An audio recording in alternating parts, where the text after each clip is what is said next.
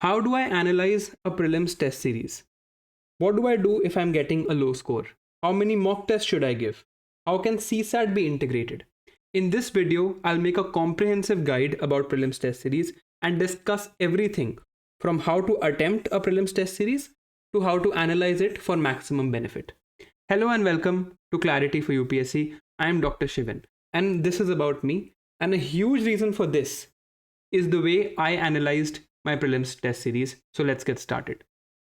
Firstly, we need to understand why are we giving test series. हम सबको पता है कि no test series is at UPSC level, right? कोई भी इंस्टीट्यूट हो, चाहे मैं खुद टेस्ट सीरीज बनाऊँ, I cannot make it at the UPSC level because UPSC has a lot of experts available and they only have to make 100 questions in the entire year, while the test series makers have to make 10,000 questions in the entire year. तो UPSC के पास expertise भी ज़्यादा है, time भी ज़्यादा है, तो UPSC is making a better test. So no test series is at UPSC level. तो हमें समझने की ज़रूरत है कि टेस्ट सीरीज का पर्पस हमें कंटेंट पढ़ाना नहीं है. टेस्ट सीरीज का पर्पस है हमें एग्जाम की फील देना, to let us learn time management and to give us MCQ practice. We will remember this for the rest of this video. नाउ let's start from attempting the test series. How do we attempt it in the best way? And then we'll go on to analyzing it. So firstly, while attempting, the main principle you have to follow is you have to attempt it on paper. Exam paper पे होता है, online नहीं होता. तो test series भी हम paper पे ही attempt करेंगे. Now for this, I'll upload a PDF on my Telegram channel, which is the exact copy of the answer sheet that you'll get in your UPSC prelims. It looks something like this. Why am I asking you to attempt it on this sheet and not on any other sheet? Because इसमें 160 MCQs की जगह होती है, while there are only 100 questions in the prelims. So we should be used to this sheet, and this can be found on my Telegram channel, the link of which is in the description. So first principle, always attempt on paper. Second principle, कितना time आपको लगाना चाहिए to attempt a test series. एक paper में you should only take 1.5 hours. 30 minutes should be kept for the pressure that you will keep on the feel on the final day. So in my opinion, whenever you are giving a test from 9:30 to 11, this is the time you should attempt it. ये exact वो time है जिस time पे prelims होता है. Then from 11:30 to 2, in this time you should analyze it. Just in 2.5 hours you should be able to analyze it. ये कैसे करना है हम देखेंगे. And from 2:30 to 4:30 you should give a CSAT test immediately after. So we should give a CSAT when our brain is absolutely tired. हम एक paper दे भी चुके हैं, उसे एनालाइज भी कर चुके हैं, राइट? उसके बाद हम CSAT का टेस्ट दें तो हमारी CSAT की प्रैक्टिस अच्छी होगी, and this will ensure that our analysis also happens quickly. नहीं तो 8 से 9 घंटे लग जाते हैं एनालिसिस में. Then our attempting pattern needs to be fixed. इसका क्या मतलब है हम समझते हैं. लेट्स से कोई भी MCQ है जिसमें 4 ऑप्शंस हैं. There are only 4 possibilities, right? एक है कि आप 3 ऑप्शंस एलिमिनेट कर पा रहे हो, आपको आंसर श्योर है, you are 100% chance of getting it right, तो obviously you are going to attempt it. Second है कि आपने 2 ऑप्शंस एलिमिनेट कर दिए, 2 के बीच में कंफ्यूजन है, you have a 50% chance of getting this MCQ right. आप यहाँ पर भी इसको अटेम्प्ट करोगे. डाउट कहाँ है? सिर्फ यहाँ पर. अगर आप कोई भी ऑप्शन एलिमिनेट नहीं कर पाते चारों में से, you have a 25% chance of getting it right. और ऑब्वियसली अगर आपको कुछ नहीं पता, आप चारों में से कोई भी ऑप्शन एलिमिनेट नहीं कर पा रहे, तो आप इस क्वेश्चन को अटेम्प्ट नहीं करोगे. डाउट कहाँ आता है? जब आपने एक ऑप्शन एलिमिनेट कर लिया और 3 ऑप्शन रह गए. Now there is a 33% chance of getting it right. Now in my case, I used to attempt all of these questions. कई लोग ये attempt नहीं भी करेंगे. Now this, what will you do when there is a 33% elimination? क्या आपने इस MCQ में ये जान लिया कि अच्छा यार आंसर A तो नहीं है, B C D में से कोई भी हो सकता है. You have a 33% chance of getting it right. Will you attempt it or not? ये आप सिर्फ प्रैक्टिस के थ्रू डिसाइड कर सकते हो. ये पैटर्न आपको फिक्स्ड रखना है अपनी टेस्ट सीरीज में. अगर आपने डिसाइड कर लिया कि ऐसे में सारे क्वेश्चन अटेम्प्ट करूंगा, then attempt all of them. अगर आपने डिसाइड कर लिया कि ऐसे में सारे क्वेश्चन छोड़ूंगा, then leave all of them and see the results. Test series is a playground for you to experiment. You can choose different strategies and see आपका स्कोर किस में मैक्सिमाइज होता है. But this needs to be decided before your prelims and the test series has to do this. Next, जब आप attempt कर रहे हो, you have to mark beforehand. इसका बहुत फायदा होगा. ये आपको एक्चुअल डे पे नहीं करना है, but while giving test series you have to do this, and आपको इससे बहुत फायदा होगा. जैसे मान लो क्वेश्चन 1 है. क्वेश्चन 1 में मैं 100% श्योर हूँ आंसर B है. मैंने B को सर्कल किया, मैंने कोई मार्क नहीं लगाया यहाँ पे. 1 के आगे कोई आप देखोगे कोई मार्क नहीं है, तो मैं जानता हूँ I was 100% sure. Second question है, मेरे को लगता है ये 50-50 में मैं इसमें खेल रहा हूँ, like I think A and B is not correct, C and D में से कोई ऑप्शन हो सकता है, या मैंने इसमें ये आंसर टिक किया आफ्टर नोइंग कि it can be either of A और बी, तो 50-50 चांस है of me getting this answer right. ठीक है, तो मैंने यहाँ पर ये मार्क लगा दिया 2 के ऊपर। क्वेश्चन 3 है, ये मैंने छोड़ दिया है, तो ठीक है, ऑब्वियसली इट इज़ क्लियर कि मुझे इसके बारे में कुछ नहीं पता। क्वेश्चन 4 है, इसके अराउंड मैंने एक बॉक्स बनाया है, बॉक्स मतलब 1/3 probability that I am marking D, but I am not sure, हो सकता है कि बी, सी और डी में से कोई भी आंसर हो, मैंने डी मार्क किया है, मुझे 1/3 का ही गैस है। एंड ऑप्शन 5, जिसमें मैंने क्वेश्चन 5 में मैंने एक बॉक्स और एक लाइन दोनों बना दी है, and I am marking C, I am making a complete guess. ये चीज़ आपको टेस्ट सीरीज अटेम्प्ट करने के टाइम पे करनी है। इससे फ़ायदा क्या होगा, मान लो क्वेश्चन 1 है, ये क्वेश्चन मेरा सही हुआ, तो इसका सोल्यूशन मुझे पढ़ने की ज़रूरत नहीं है, बिकॉज आई वॉज 100% श्योर, मैंने इसमें मार्क किया and I have gotten it correct, so no need to read the solution. लेकिन अगर क्वेश्चन 5 सही होता है तो मुझे इसका सोल्यूशन पढ़ने की ज़रूरत है, because I knew it was a complete guess, even if I have gotten it correct, I need to read the solution properly. तो जब आप एनालिसिस करोगे, it will be easy for you to figure out which question you have attempted in which way, and you will be surely getting a better insight into your answers. तो ये काम हमें करना है। इसका एग्जांपल मैं आपको दिखाता हूँ। ये एक टेस्ट है जो मैंने लास्ट ईयर दिया है, तो आप देखो यहाँ पर मार्किंग है ऑन एवरीथिंग, हर तरह से मैंने कुछ ना कुछ मार्क कर रखा है before hand, while I am attempting the paper मैंने ये मार्क्स लगा रखे हैं, राइट। अब अगर यहाँ पर कोई क्वेश्चन है, जैसे यहाँ पर ये मार्क है क्वेश्चन 16 पे, इसका मतलब है 50-50 था, बट ये मेरा क्वेश्चन सही हुआ है, still it means I did not have complete knowledge about this, so I need to read up more, right? This is what you need to do. Now, एक sequence develop करनी है हमें while attempting. Never start a test series or any test from question 1. Start from your strongest subject. For example, this is the sequence I used to follow. I used to start with polity, then economy, then science and tech, environment, geography, and finally history. This is the sequence I followed when I was answering. But ये sequence आप कैसे develop करोगे? Through practice. You will find the perfect sequence from you, और ये जो practice है ये आपको प्रीलिम्स टेस्ट सीरीज में करनी है। तो if this is your sequence, then attempt every full length test in this manner. Do polity first, then economy, then science and tech, then environment, then geography, then history, and you can tweak this sequence. अपने लिए आप perfect sequence develop कर सकते हो। Now this is all about attempting the paper, कि आपने test series attempt कैसे करनी है। But while you have to analyse it, there are things you need to know. Firstly, कितना टाइम लगना चाहिए? 2.5 आवर्स। 2.5 आवर्स में काम कैसे हो सकता है मैं आपको अभी बताऊंगा। पहली चीज़ हमें याद रखनी है कि नोट्स नहीं बनाने हैं टेस्ट सीरीज से। टेस्ट सीरीज कंटेंट के लिए नहीं है, टेस्ट सीरीज एक MCQ प्रैक्टिस है। टेस्ट सीरीज से एडिशनल नोट्स ऐड नहीं करने हैं हमें किसी भी हालत में। तो अब इसको एनालाइज करना कैसे है, अगेन इस पे आते हैं। लेट्स से आपका ये पहला क्वेश्चन था जिसमें आप 100% श्योर थे।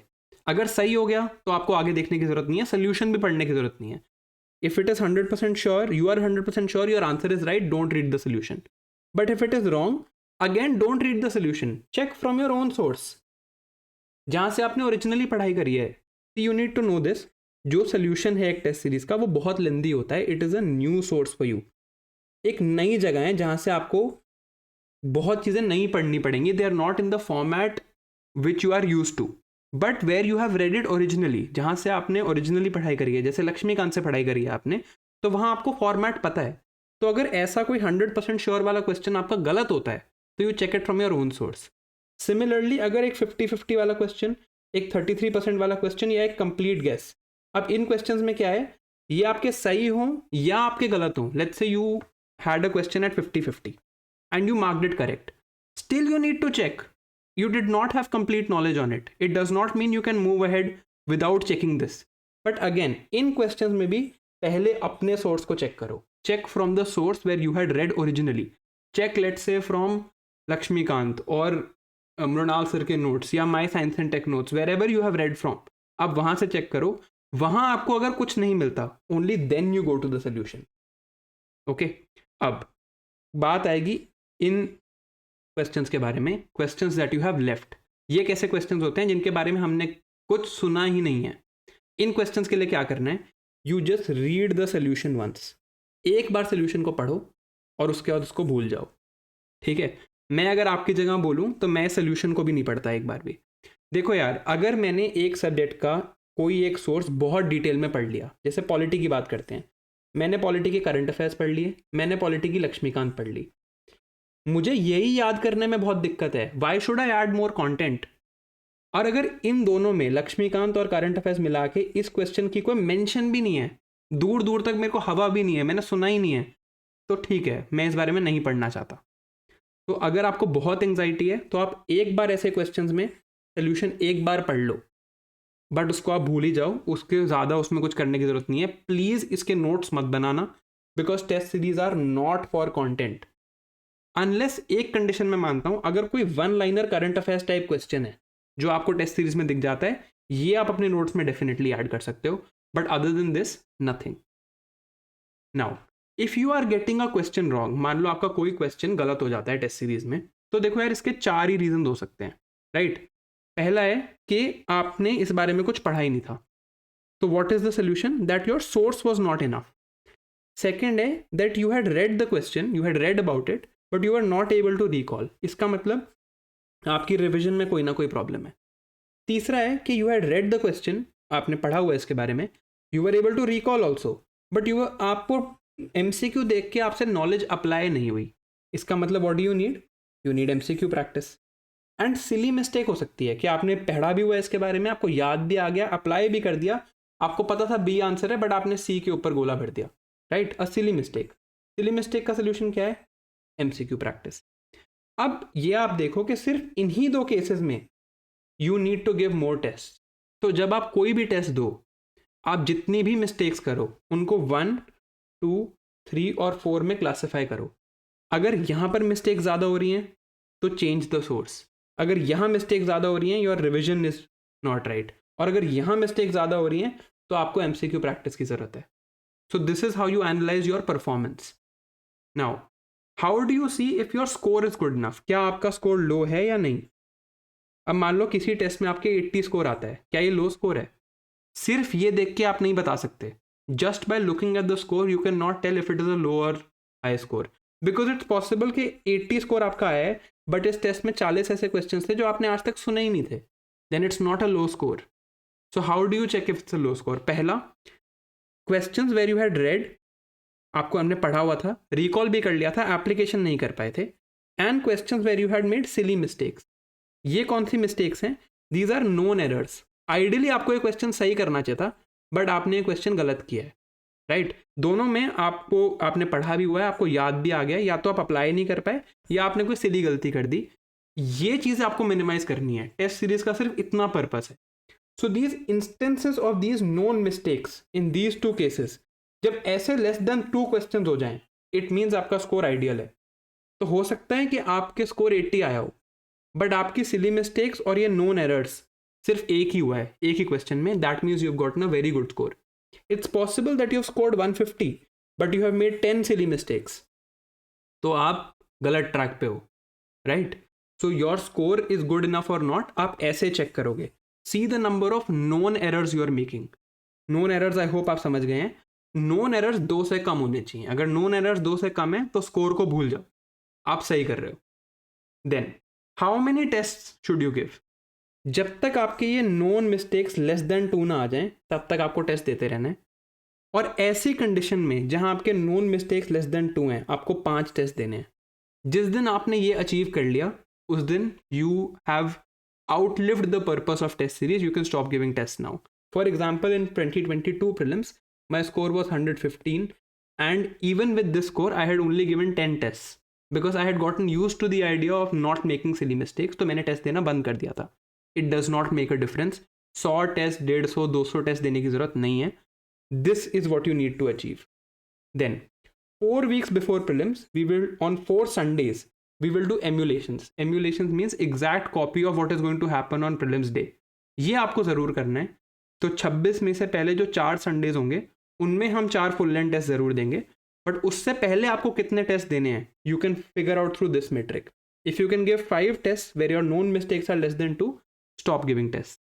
Now which test series to give?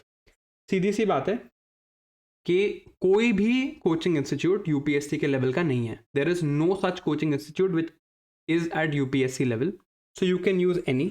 However, if you are asking me for a recommendation, I always used to follow Vision and I found them decent. So you can stick with them. All right. So firstly, congratulations on making it to the end of the video. It shows that you have great focus.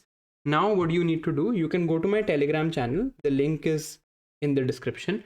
And Telegram channel पे मैंने वो जो exact UPSC PDF है, the exact way in which the UPSC gives its answer sheet, OMR answer sheet, वो upload कर दी है. उसके print outs ले लो एंड आज से जितने भी टेस्ट आप दोगे, you practice it on that sheet. All the best to you and see you next time.